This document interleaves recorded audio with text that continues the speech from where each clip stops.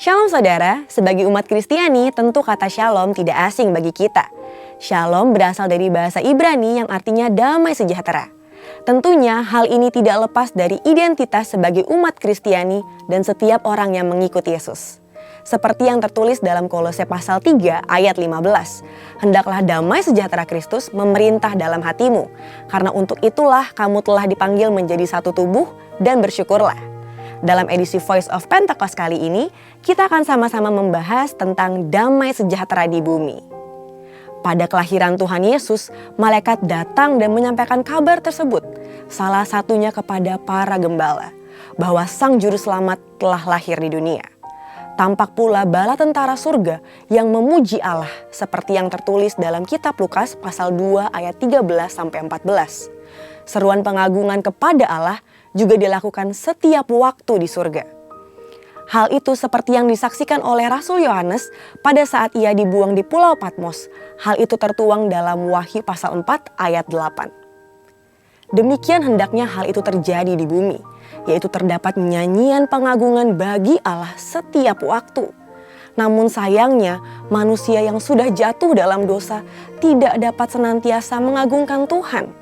Sebab dalam dosa manusia tidak dapat merasakan damai sejahtera Allah dan merasa takut untuk berhubungan dengan Tuhan. Saudara, karena kasih-Nya bagi kita, Ia datang ke dunia untuk menebus dosa manusia, dan kelahiran Yesus Sang Raja Damai merupakan keselamatan manusia dan bukti damai sejahtera itu nyata.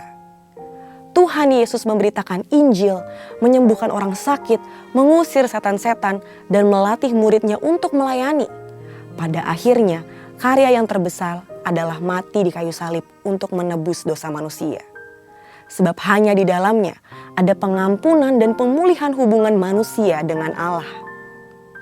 Setiap orang yang menerima Yesus sebagai juru selamat akan menerima keselamatan yang kekal, dan setiap orang yang percaya akan menerima damai sejahtera.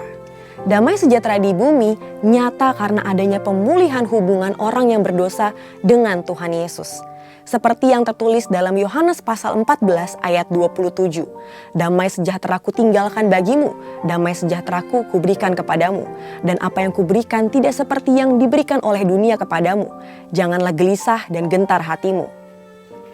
Maka dengan demikian, Tuhan memberikan pesannya kepada murid-murid-Nya untuk memberitakan Injil ke segala penjuru yang juga dikenal sebagai amanat agung.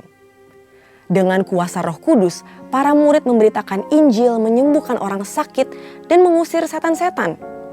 Tuhan berkata bahwa dengan Injil kerajaan diberitakan akan menjadi kesaksian bagi semua bangsa. Namun sampai hari ini, belum semua bangsa mendengar Injil, sehingga amanat agung ini belum selesai.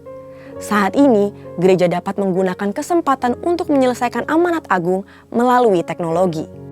Para hamba Tuhan yang tergabung dalam Empower 21 memiliki visi bahwa tahun 2033 setiap orang memiliki kesempatan untuk mengalami perjumpaan yang autentik dengan Tuhan melalui kuasa dan kehadiran Roh Kudus. Hal ini berarti setiap orang akan mendengarkan Injil dan setiap murid Kristus harus menjadi saksi dan memberitakan Injil dengan kuasa Roh Kudus dan bukan dengan kekuatan sendiri. Saudara, Tuhan akan memberikan damai sejahtera kepada manusia seperti yang tertulis dalam Efesus pasal 2 ayat 14-15. Karena Dialah damai sejahtera kita yang telah mempersatukan kedua pihak dan yang telah merubuhkan tembok pemisah, yaitu perseteruan, sebab dengan matinya sebagai manusia, Ia telah membatalkan hukum Taurat dengan segala perintah dan ketentuannya,